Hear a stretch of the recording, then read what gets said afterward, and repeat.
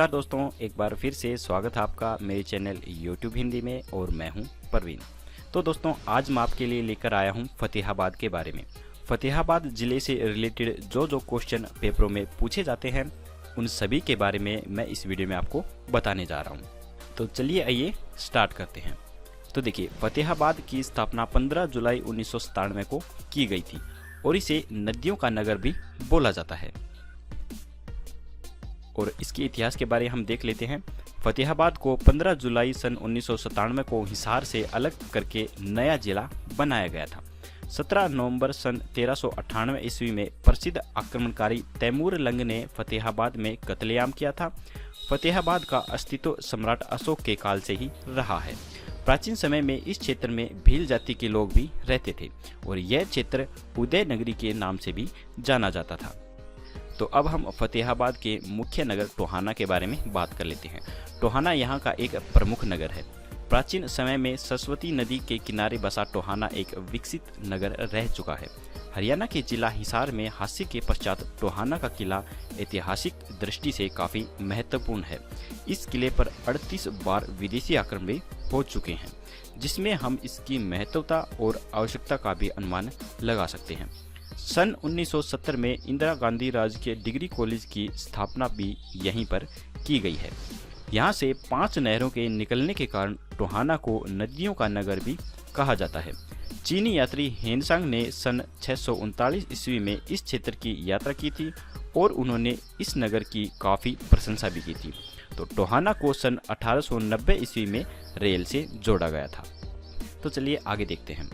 आगे हैं मुख्यालय, मंडल, तहसील और उप तहसील। तो जो मुख्यालय है फतेहाबाद का वो पड़ता है फतेहाबाद ही, और जो उपमंडल हैं वो पड़ते हैं फतेहाबाद, टोहाना और रतिया। ये फतेहाबाद के उपमंडल हैं। इसके अलावा जो तहसील हैं वो पड़ती हैं फतेहाबाद, टोहाना और रतिया। ये पड़ती हैं तहसील। और जो उप तहसील हैं वो पड़ती हैं भूना, भट्टुकला, कुल्ला और जाखल। ये हैं उप तहसील। और जो खंड हैं वो पड़ते हैं फतेहाबाद, टोहाना, रतिया, भट्टुकला, भूना और जाखल। ये फतेहाबाद के खंड पड़ते हैं। तो चलिए अब हम देख लेते हैं फतेहाबाद के कुछ प्रमुख पर्यटक स्थलों के बारे में। तो देखिए, फतेहाबाद का किला और लाट। फिरोज शाह तुगलक का शाही काफिला मुल्तान से दिल्ली जाते हुए यहाँ पर रुका था। 23 अगस्त 1351 को फिरोज शाह तुगलक के घर पुत्र का जन्म हुआ। पुत्र जन्म की खुशी व अपनी फतेह पर यहाँ एक नगर बसाया गया, जिसका नाम फतेहाबाद रखा गया और नवजात शिशु का नाम फतेह का रखा गया।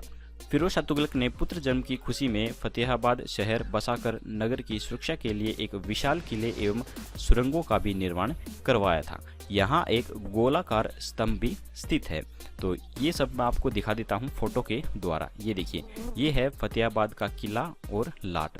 जो ये सामने ये बड़ा सा दिख रहे हैं खंबा सा, इसे लाट बोलते हैं।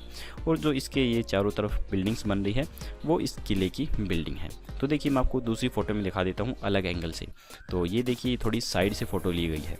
तो इस प्रकार से फतेहाबाद का किला और लाट को आप देख सकते हैं। तो चलिए अब देखते हैं हम नेक्स्ट है फतेहाबाद की मस्जिद। शेरशाह सूरी से पराजित होकर हुमायूं अपनी जान बचाने के लिए फतेहाबाद सिरसा मार्ग से अमरकोट जा रहा था। तो उसने फतेहाबाद में शुक्रवार को इबादत करते हुए यहाँ पर एक मस्जिद बनाने की घोषणा की थी। तो यही यह मस्जिद है। तो देखिए, इस मस्जिद की फोटो मैं आपको दिखा देता हूँ। तो ये मस्जिद कुछ इस प्रकार से दिखती है। सफ़ेद कलर की ये मस्जिद है और सामने देख सकते हैं यहाँ एक सूखा सा पेड़ है और यहाँ पे आप इस मस्जिद को देख सकते हैं। तो ये मस्जिद कुछ इस प्रकार से दिखाई देती है। तो चलिए अब हम आगे देखते हैं। आगे है मीर शाह मजार। फतेहाबाद में सूफी संत मीर शाह की मजार स्थित है।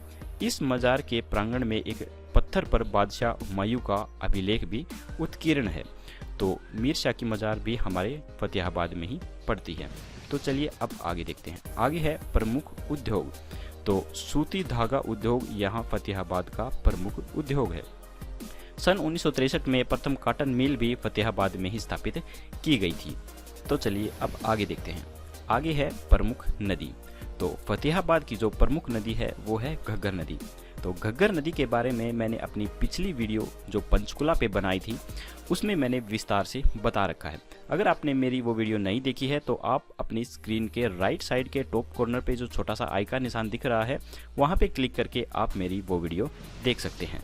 तो चलिए आगे है नेशनल हाईवे। तो नेशनल हाईवे जो 10 है वो हमारे हरियाणा के फतेहाबाद ज़िले से होकर गुजरता है। तो ये किस प्रकार से और किन किन ज़िलों से गुजरता है मैं आपको अच्छे से मैप के द्वारा समझा देता हूँ। तो देखिए जो नेशनल हाईवे 10 है वो यहाँ दिल्ली की ओर से हमारे हरियाणा में प्रवेश करता है और यहीं से ये स्टार्ट होता है।